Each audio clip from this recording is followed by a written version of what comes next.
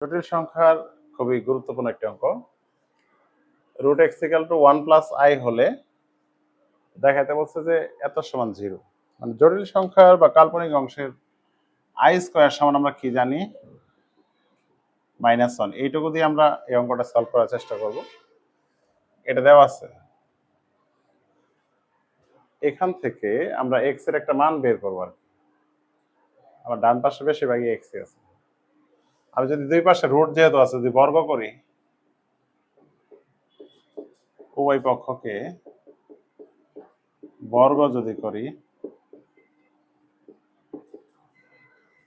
বর্গ করলে 2, রুট 2 কে স্কয়ার করলে 2, আর এক্স কে স্কয়ার করলে কি x square. a plus b square, a square plus 2 into a into b, b হলো আই, প্লাস আই স্কয়ার। তাহলে 2x square সমান 1 plus 2i minus 1। I square সমান কি? -1। তাহলে এই -1 প্লাস 1 কি ক্যান্সেল। এখান থেকে 2x square equal to 2i, 2 দিয়ে যদি ভাগ করি, x square equal 2i by 2, x square সমান কি i, x স্কয়ার সমান i লেখা যায়। রাইট হ্যান্ড সাইডে মানে লেফট হ্যান্ড সাইডে কি আছে? x এর পাওয়ার 6, x এর পাওয়ার 4, x স্কয়ার প্লাস 1। আমরা তো মান জানি কার x স্কয়ারই, তাহলে x স্কয়ারটা এবার আমরা কনভার্ট করি। তাহলে x স্কয়ার এর কিউব লেখা যায়, কারণ 2 আর 3 গুণ করলে কত? 6।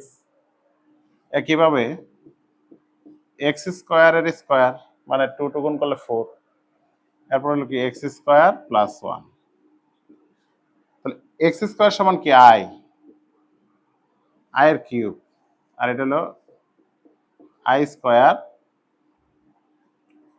আর x স্কয়ার সমান কি? শুধু i প্লাস 1। i কিউব সমান কি? i square into i, i square মান তো আমরা জানি কি? -1। তাহলে -1 ইন্টু কত? i, তাহলে এটা -i। তাহলে i কিউব সমান আমি লিখতে পারি -i, আর i স্কয়ার সমান কত? -1। তাহলে এখানে প্লাস মাইনাসে কত? -1। এখানে আছে প্লাস i, তাহলে প্লাস i মাইনাসে ক্যান্সেল, 1 1 ক্যান্সেল, তাহলে কত? 0। এটাই তো right hand side. Right hand side এটাই আছে।